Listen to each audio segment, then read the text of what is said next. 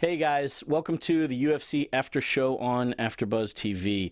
I've got new faces and we've got a whole lot of new matches to discuss. We're talking UFC Fight Night 86, Rothwell versus Dos Santos, which came to us live this morning from Zagreb, Croatia. So stay tuned. Let's talk. You're tuning into the destination for TV superfan discussion, AfterBuzz TV. And now, let the buzz begin. Dobara Veshi I Dobara Dolshi for all of our good friends out in Croatia. J-Tan here, once again, of course, the UFC After Show on AfterBuzz TV. And like I said, I got new faces here. George Hermosa is on location cutting weight right now, so stay tuned for details on that. Joining me in studio, however, good friends here. The rookie of the rookie of the week, I should say, Gabriel Gonzalez, new to the AfterBuzz team, and Vancouver ring announcer extraordinaire from out of town, my good buddy Ryan Ventura. Gentlemen, welcome to the show. Thank you. Thank you. How's it going? It's going great. The fights are great today. I'm really excited to get right into it. Cut the music. Thank you. All right, let's get into it. Talk to us a little bit. Gabriel, this is your second show with AfterBuzz, I believe, yes, yeah? Yes, okay. I'm also on the, not UFC, I'm on the Rush Hour After Show on Thursday night. Yes, I am on the UFC show tonight. You guys could also catch me on the Rush Hour After Show Thursday nights at 10 p.m. on AfterBuzz TV. Cool. And Ryan, so as I mentioned, ring announcer from Vancouver. Tell us a little bit about your background. What's...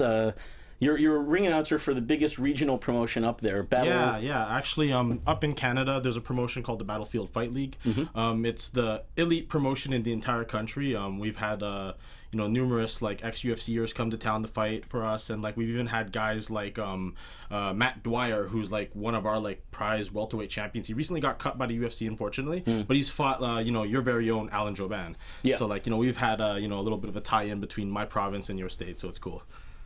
Years ago I tried to book, it's Seattle, not Vancouver, I suppose, but I was trying to book a local fight team that I was managing down here versus some of the guys from Pacific Northwest. I want to do a 5-on-5 thing. Never materialized, so there's that. But welcome. Obviously, we caught the UFC Fight Night from Croatia earlier this morning, headlined by Ben Rothwell and Junior Dos Santos, excuse me. Heavyweight action almost across the board for the main card. What do you guys think? What did you think of the show overall? I really enjoyed it. I think that it was a very solid card as far as we saw a lot of new faces, and I think it was a really great showcase for a lot of our Eastern European fighters on the UFC roster. So I think that was very important. We know that the UFC is growing their fan base globally, and I think that's why they showcase so many fighters that maybe we're not used to seeing on pay-per-view or on Fox. Yeah. But definitely the heavyweights brought it, especially in the main and co-main event. And then we also had some fun fights on the undercard, and it was actually the prelims that had the most finishes, which was really surprising. Yeah. Ryan? Well, I enjoyed the card personally. I mean, I'm here on vacation. I have to wake up super early to watch the prelims, but it was worth every minute. I mean, we saw a lot of older guys that are kind of in the twilight of their career, and they got showed up by some younger guys, and in the main event, there's a huge shift in the rankings. So I'm curious to see what's going to happen after this event. Yeah, it struck me that it wasn't. I mean, I think the whole show in general was really the highlight, the main draw. Really the only draw for me was Rothwell and Dos Santos. Same. Yeah. Ben Rothwell really being on this kind of the precipice of getting a huge break in his career, more so than before. Previous IFL world champion. The guy has had belts, but this recent win streak we've seen of his has propelled him into the top 5, and it has become a new name to talk about in the heavyweight ranks.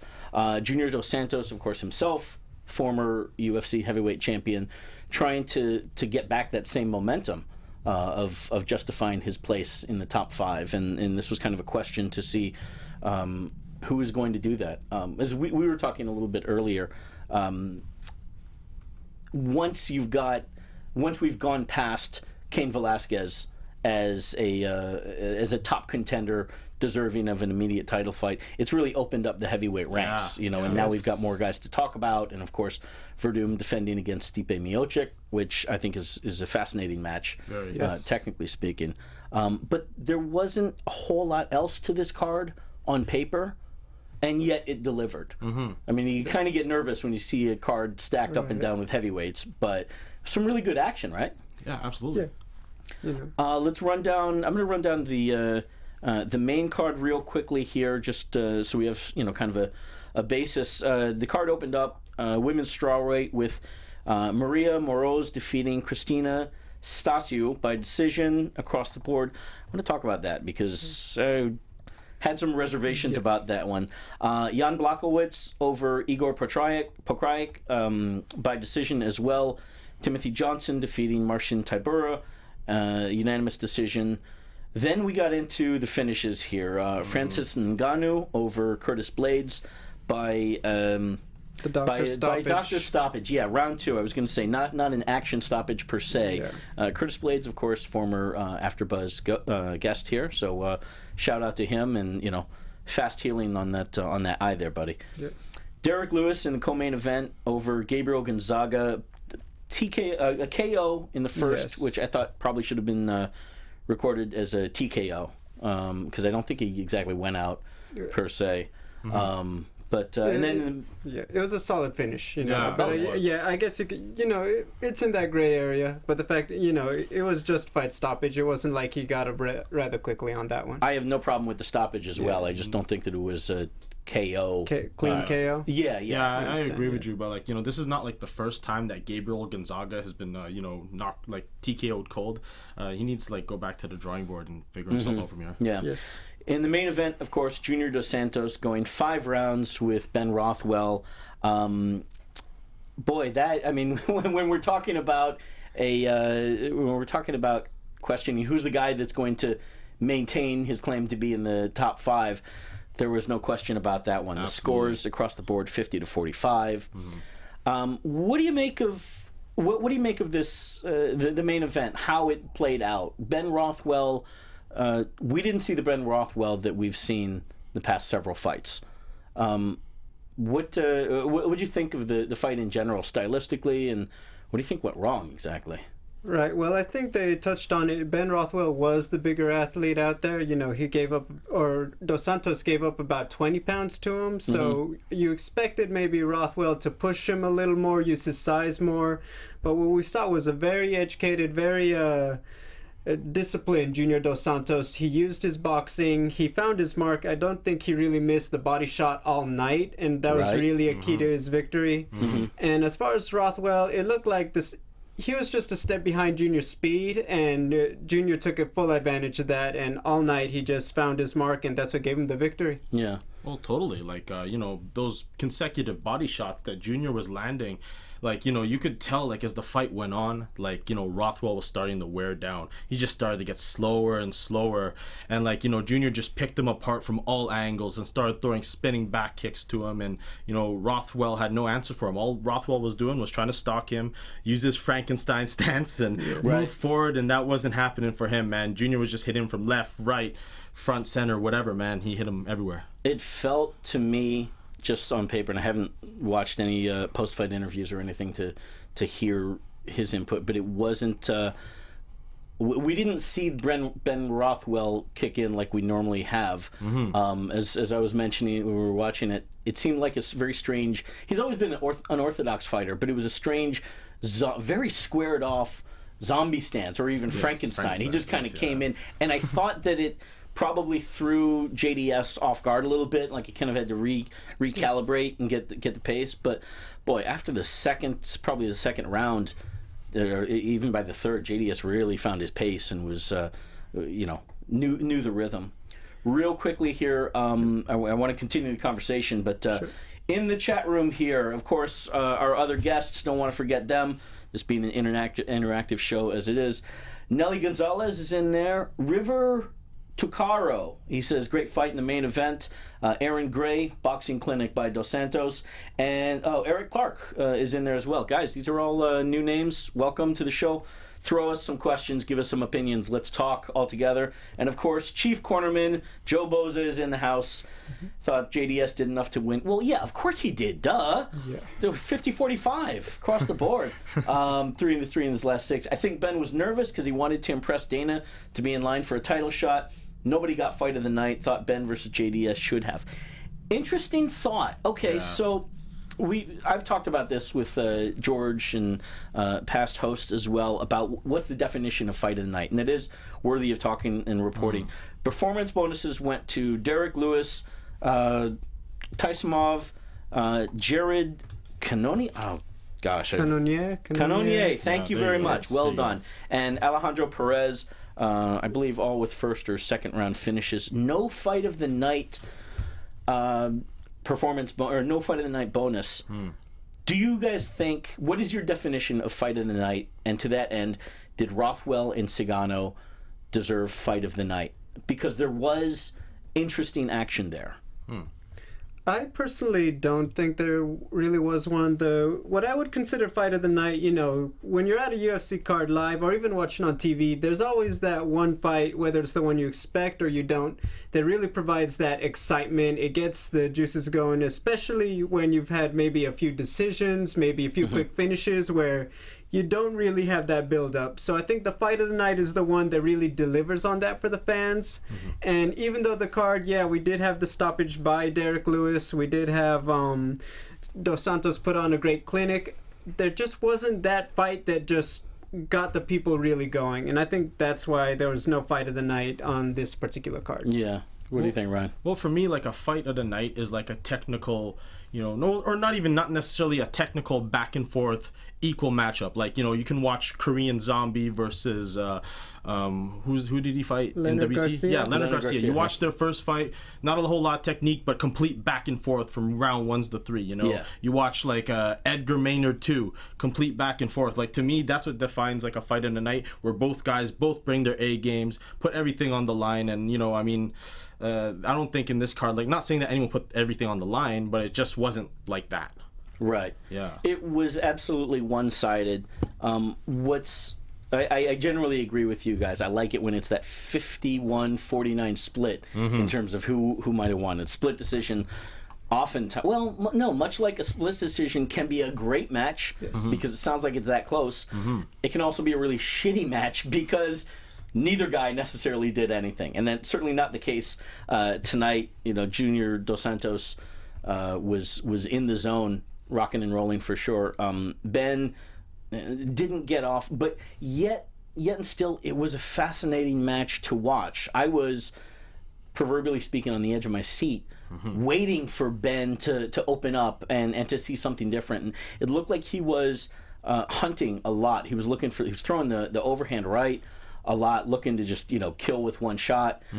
Never found its mark on JDS, and JDS not even was close. Yeah, it was the lack of, he didn't diversify his striking. He was the bigger man. He has thrown leg kicks in the past, and if we're being honest, Junior was very flat-footed. He got in and out, but when he was throwing combinations, Ben was in that range to throw leg kicks, and I think that the body shots were part of it. I think Nganou's speed was part of it, but he really didn't take advantage of that size and length advantage that he did, and I think that's why he became so one-dimensional in the fight.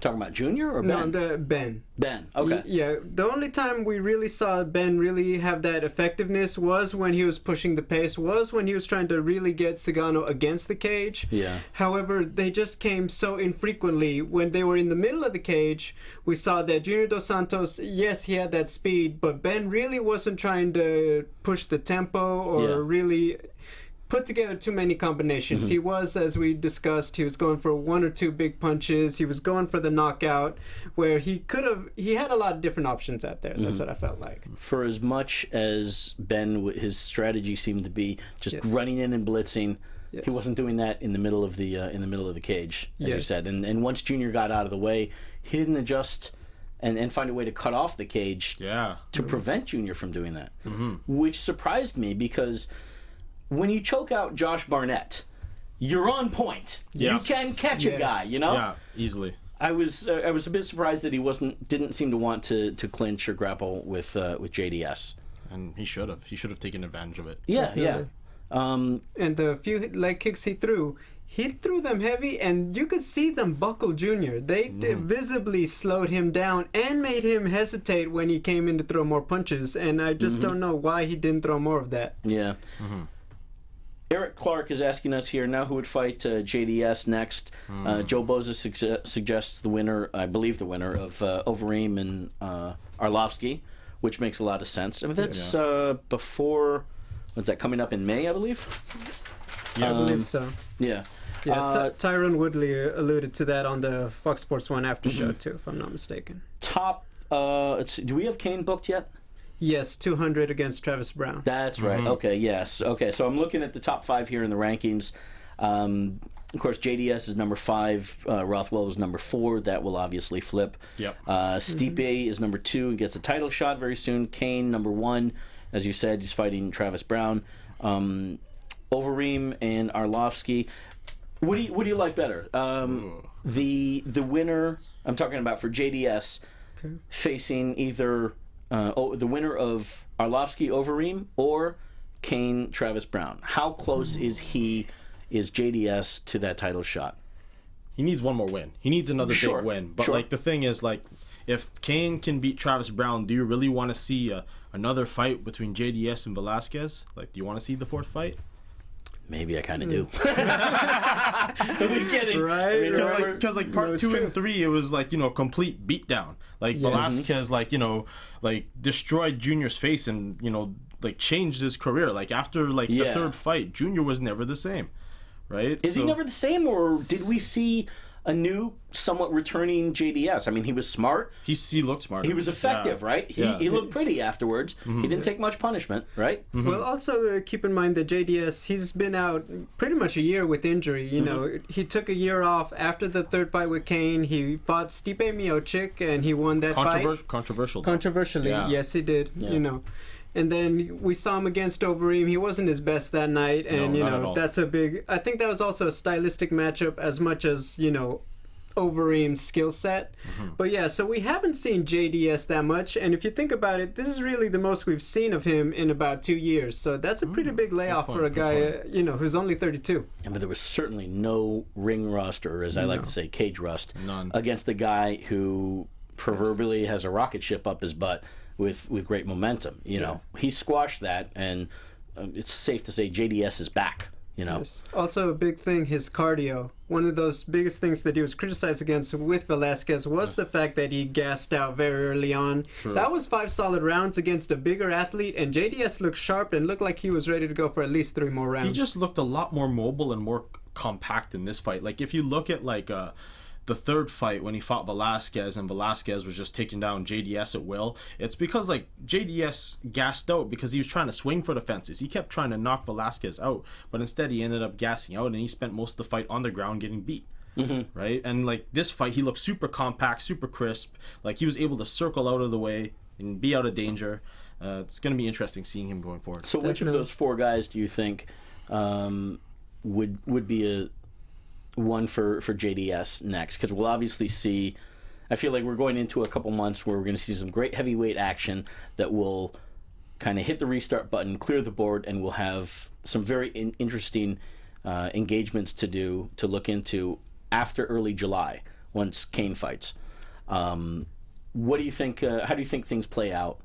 I actually think, believe it or not, it's all on Cain Velasquez. I think that if Cain Velasquez wins, he still has enough interest that he's going to get the next title shot anyway. Yeah. JDS has the big advantage that he's beaten both of the guys coming up fighting for the title. He obviously knocked out Verdum years ago, but that's still one Verdum has stated he wants back.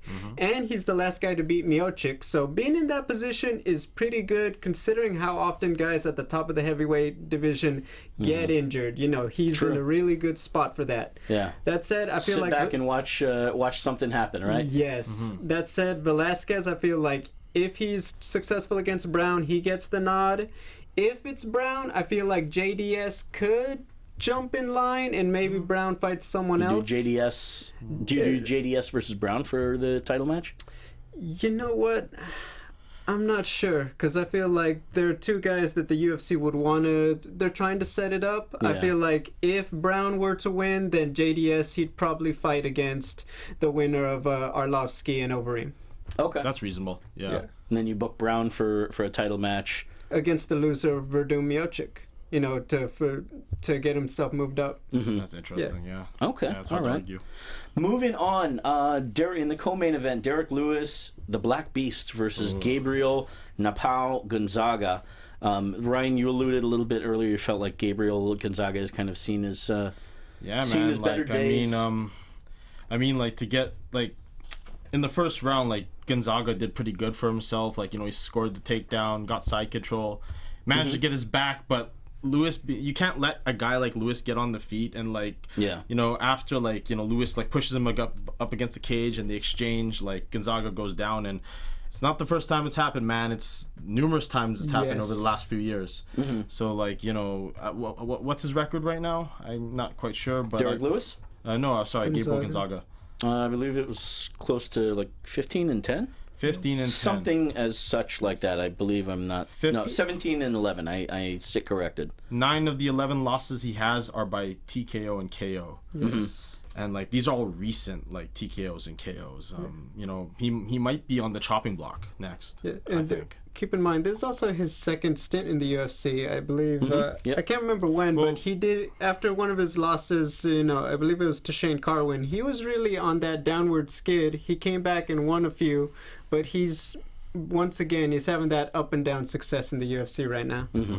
And he's not a spring chicken either. He's like 36 years old. He's been in the game for a long time, fighting pro since 2003.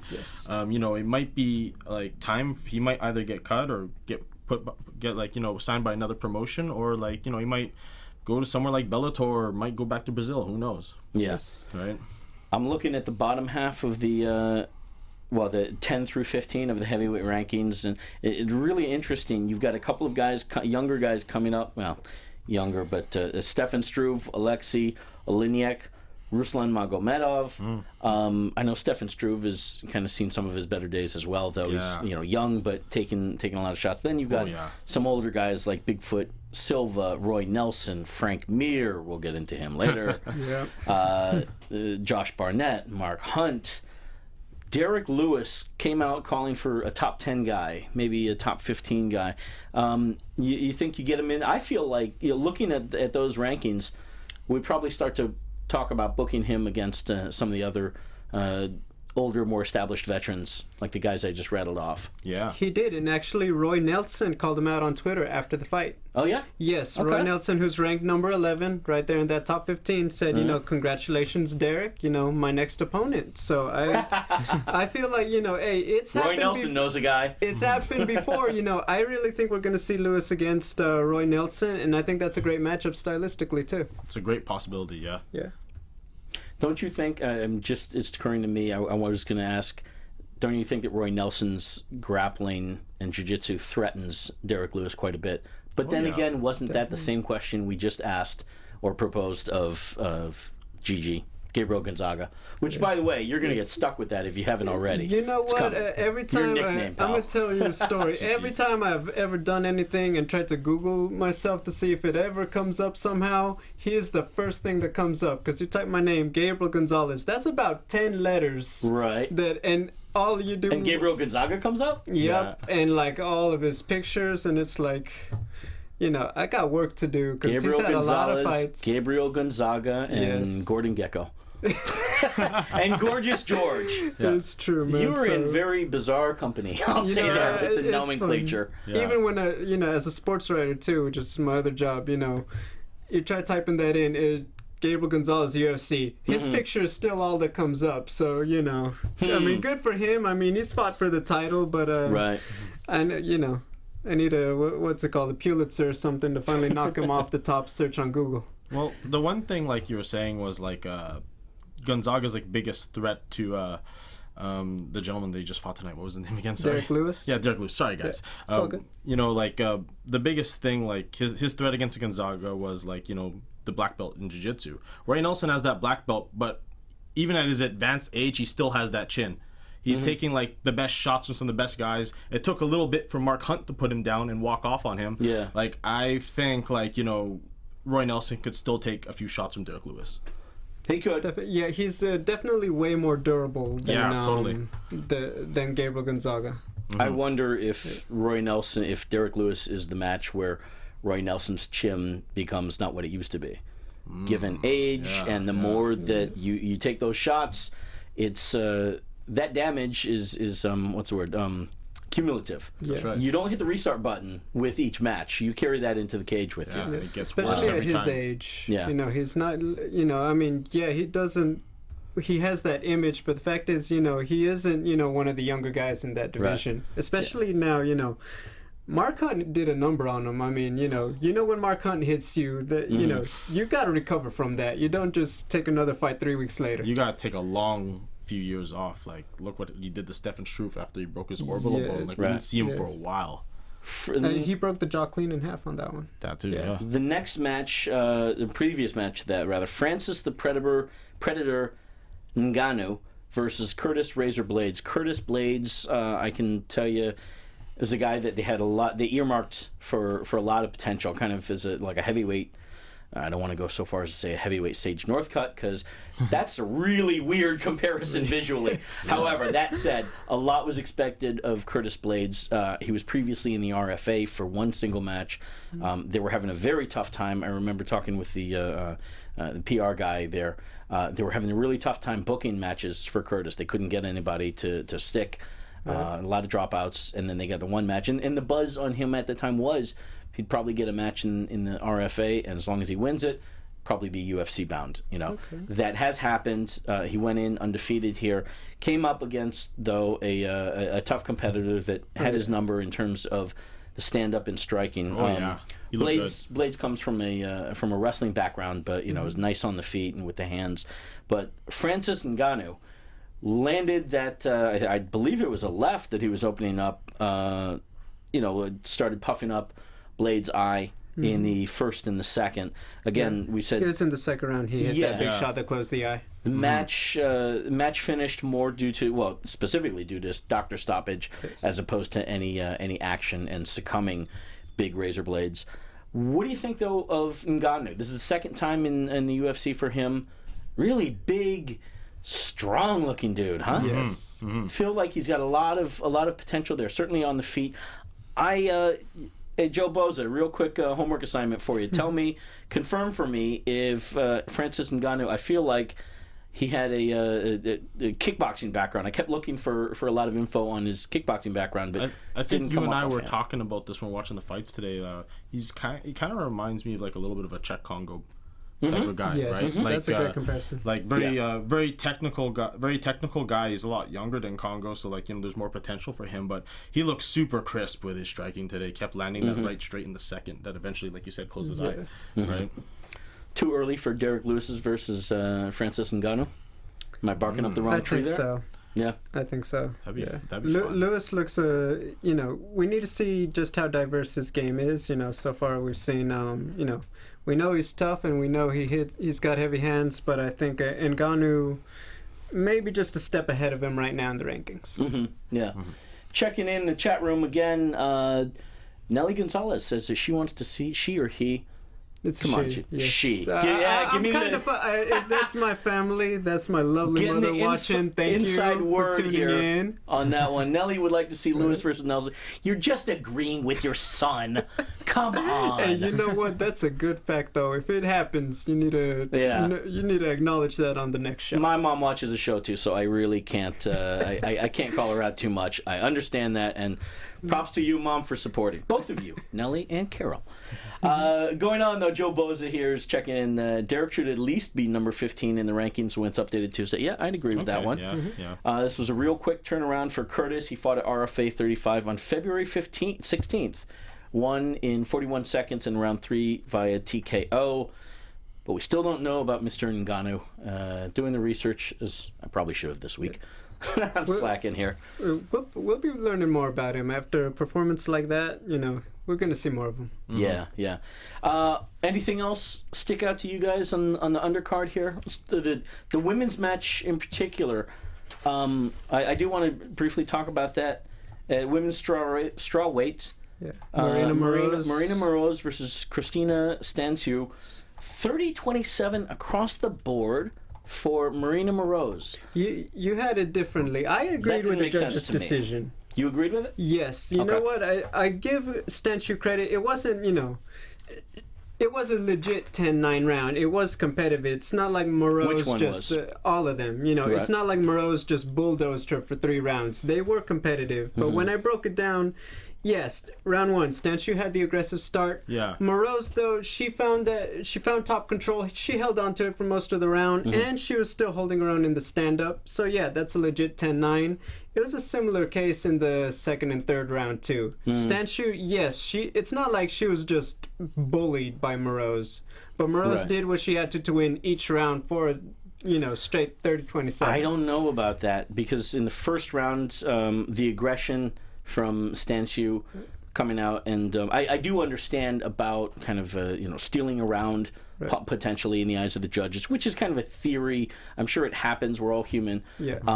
But I didn't see. To me, again, we've talked about it in the past. The criteria for scoring is effective grappling and striking. To me, the striking was pretty even. Even I'd argue that Stanciu was landing a little bit better. No, and I give you that. Definitely. All rounds were close to me, but Stanciu, I felt like she was more aggressive and more effective with her grappling in the first. She came in with a flurry and cage clinch, had a guillotine choke, and then from there went to leg lock. Moroz did get her back and threatened with a rear naked choke in the first, but I didn't feel like she was anywhere near as close to finishing Stanciu as Stanciu was with her submissions. The second round, I actually, it was tough for me to score. I don't think I did put a score down here. And in the third round, Stanciu's striking was good. Moroz had an armbar threat, but again, it wasn't. It was a weird position. They were working for it, but.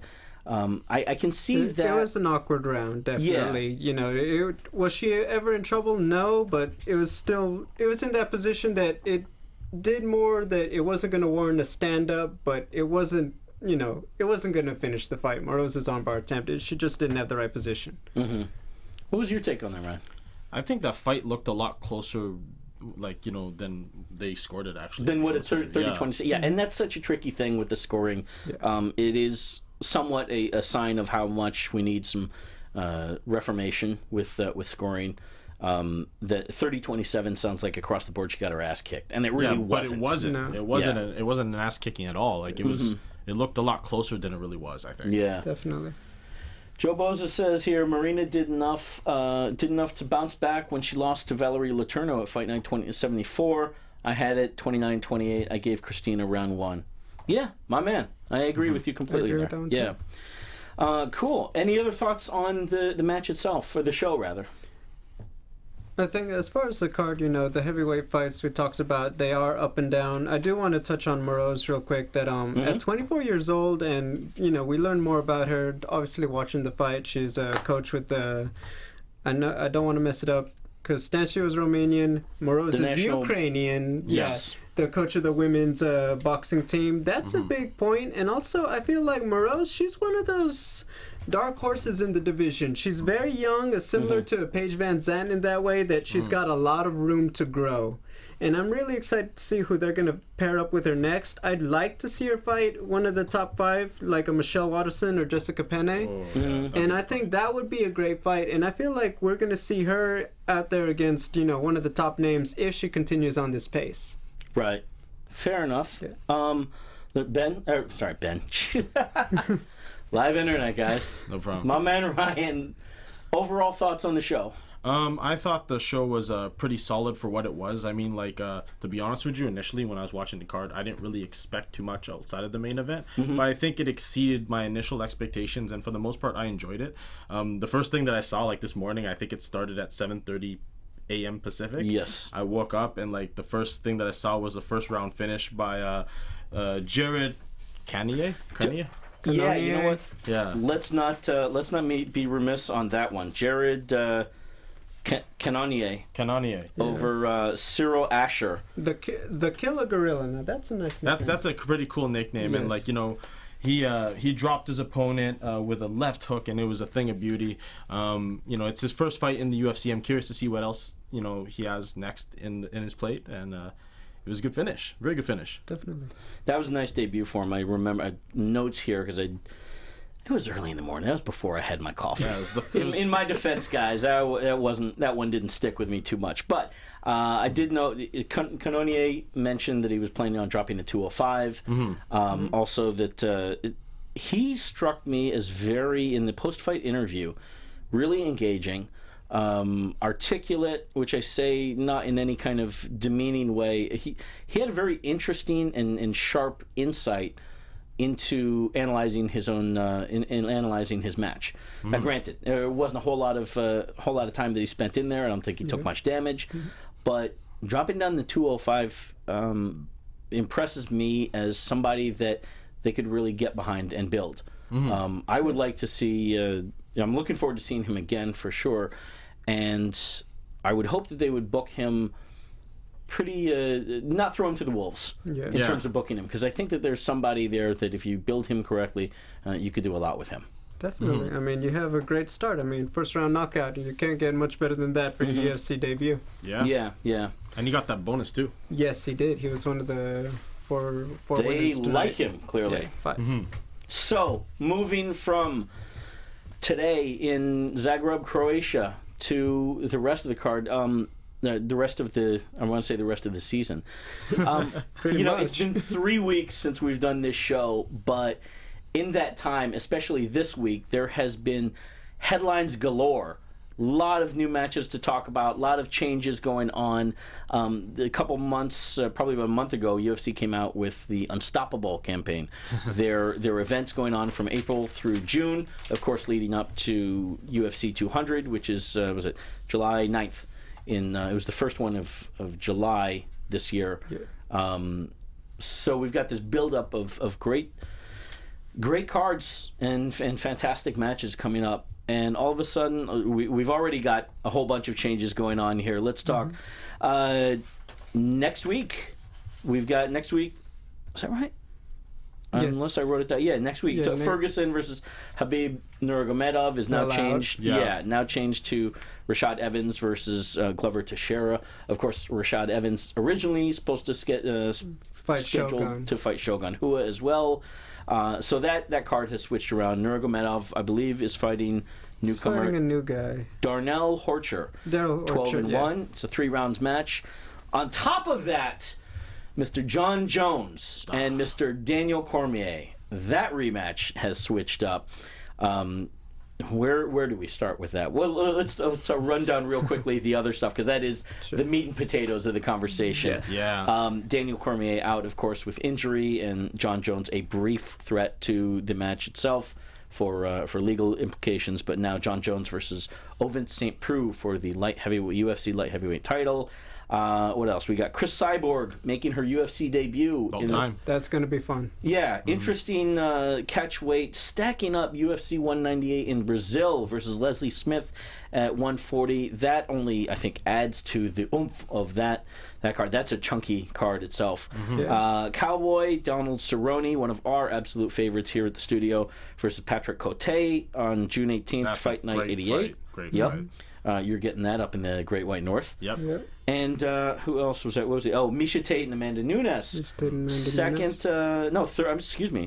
title fight, but 3 5-rounders for UFC 200 in Vegas in July.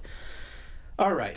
What do you make about these changes? It's like you put in the ingredients, and all of a sudden, you got to throw in a few more. Oh, man. The fight game, huh? Yes. Yeah, but not necessarily the fight game, but the MMA game. Like, you know, it's like in the last few years, like we've seen like main event matches like change quite often. It's unfortunately become the normal thing to happen, and you know, I'm pretty disappointed that Daniel Cormier is injured. I wanted to see that fight with John Jones again. Yeah. You know, it's really disappointing to see like these fights get canceled. What's the biggest disappointment or loss for in you guys' opinion what match is the biggest loss for the respective card? I think that one is straightforward. Is losing Daniel Cormier. Jones. Yeah, I mean, OSP. You know, he's been doing all right, but he has had those losses against Glover Teixeira and Ryan Bader, who you know, I saw an infographic that, you know, OSP was the only top 10 guy left who was neither booked or injured. Yeah, that's true. So okay, it makes sense how they picked, you know, his name out of the hat to fill in against John Jones. Yeah. But yeah, I mean, that's a big grudge match. That was one, you know, who is the real champion. We've obviously seen Daniel Cormier improve so much since the fight with Jones, but yet the fight with Jones was so one-sided, I feel like, that you have everything you need for a great rematch that is gonna do well again, and you lose all of it. But you know that you're going to get that we're all going to get that match. Jones Cormier 2 will happen. Eventually. Yeah. Everybody wants it, including both fighters. Definitely. And it will essentially be a title versus title unification match at that point. I got to say, I was a little bit more hurt to see Ferguson and Nurmagomedov fall off the card. That was going to be a good one, too, man. It really was. Tony Ferguson has been earmarked as one of my guys to watch, I think, last year and this year. To watch for. Now, granted, it's just a brief injury, if you will. He's not going to be out for too long. Nurmagomedov fighting a 3-rounder against a new guy. I feel it's a little bit, you know, just to keep Nurmagomedov on the card. He's been on a 2-year absence too, so he was like, "Hey, I want to fight. It doesn't matter who." Mm-hmm. Yeah, I think that one. Yeah, I mean, that changes the whole. It really changes the complexion of that show to me, because we're talking about now the main event is Glover Teixeira and Rashad Evans. Underneath that, you got Dan Henderson, Leon Machida.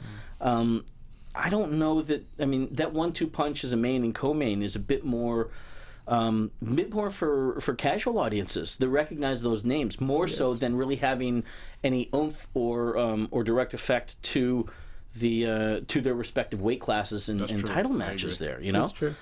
Jones Cormier, you know, we've still got Demetrius Johnson and Henry Cejudo as a title match there, which I'm super psyched about. So pumped for that. Yeah. That's gonna be a quick one. This is the guy, I know we said it so much, John Dodson, all these guys. This is the guy once again who's supposed to give Mighty Mouse that challenge, and you can't argue that he's not on paper gonna be that guy. But, I think, for sure. And a lot of people think it might be too soon for him to get that shot. But at this point in time, like, who else is there in that division? Yeah. They're running out of choices. Like, they're doing an entire season of The Ultimate Fighter just to find him a contender. To your point right there. Yes. Exactly. Yeah. Yeah, that's an interesting part. And coaches have not been announced for that. I'm sure it would not be DJ, because that would be quite weird. DJ gets a whole 6 weeks of scouting out who is going to be my contender. I assume there would be heavyweights or light heavyweights or middleweights possibly. So to that end, and Joe Boza is giving me a note here. The rumor is that Dana is shooting for Fight Night 88 for Tony versus Khabib. Now, how far out would that be? Well, we just did a Fight Night 86, so Fight Night 88. What, are you kidding me, man? Ottawa? That's assuming that isn't Rory fighting the main event? Yeah, well, it wouldn't be the main, but it would be something to get those guys back on track. Yeah. But that's assuming McDonald that Thompson Khabib would take precedence over that one. Oh, easily. Like, Rory McDonald's a big draw in my country, so like, you know, he gets top billing, no problem. No. I mean specifically, you know, those guys on the card, just simply to get him back on track. But that's a big assumption that Khabib comes out uninjured for the next one, and kind of a fast turnaround there too, no less. And this is MMA. Yeah, that's assuming he wins. That's not guaranteed in this game. Very true. Yeah, fair point. 12-1 is not a record to sniff at. Yeah. Although I'm not quite sure who necessarily he's faced in the past. This is a UFC debut, so that is a step up in competition, no doubt. I'm looking at some of the others here. Tate Nunes, Amanda Nunes, contender for getting the title shot against Misha Tate. What do you guys think? There was a lot of question about why not Holly Holm. You think that this was the right decision to go with? For Misha Tate, yes, and I think I'm going to say why, because one of her biggest things regarding her problems with the UFC prior to getting her title shot with Holly is that she has fought the most top 10 opponents besides Ronda Rousey in that division. I feel like a win over Amanda Nunes raises her stock more rather than another victory over Hollywood potentially. Hollywood. I see what you did there. You guys see that? I heard it right when it came out. It's like, oh my goodness, I'm not going to let that one get past me here. Anyway, but yeah, I feel like Amanda, that's another top 10 feather in Miesha Tate's cap. And Amanda, yes, she's been up there for a while, but she hasn't looked as dominant as I felt she would following her win over Sarah McMahon. So I feel like Miesha Tate, she thinks the time is ripe to really just take out this top contender. Mm-hmm. And also too, I think it's a great idea for her to take this fight because she wants to stay active. She doesn't want to wait around for Ronda to come back. She doesn't want to wait for Holly to get better and stuff like that.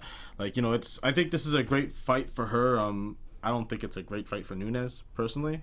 But it's a title fight. Yeah. It's a shot. Yes. I mean, of course, that's extra money for her in her pocket. Yeah. But I think this is a great move for Tate, and rightfully so, she should be the favorite. Right. Yeah. How about Cyborg? 140 pounds. Here's some issues for us to chew on. Mm-hmm. Okay. 140 pounds catch weight. The UFC rarely does catch weights. Usually it's in a scenario where it's a last-minute replacement, and somebody needs those extra pounds to be able to do the match. And then, especially after all of the talk about 45 versus 35, Ronda versus Cyborg, she's making her UFC debut. It's a special, at least at this point, seems like a special one-time attraction.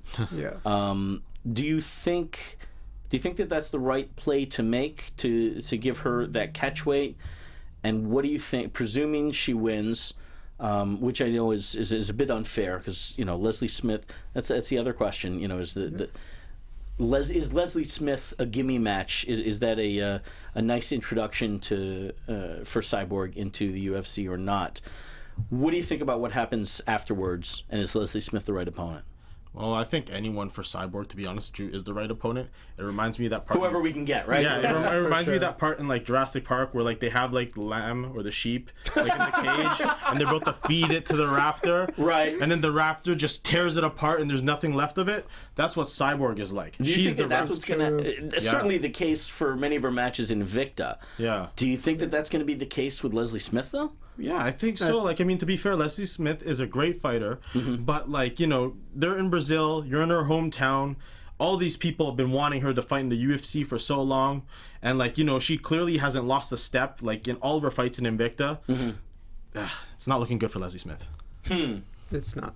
I agree with that. Definitely all the lights are on for Cyborg, and this is that one that could really, just boost her stock so much more. And I think she knows that. She's going to treat it like that, unfortunately for Leslie Smith.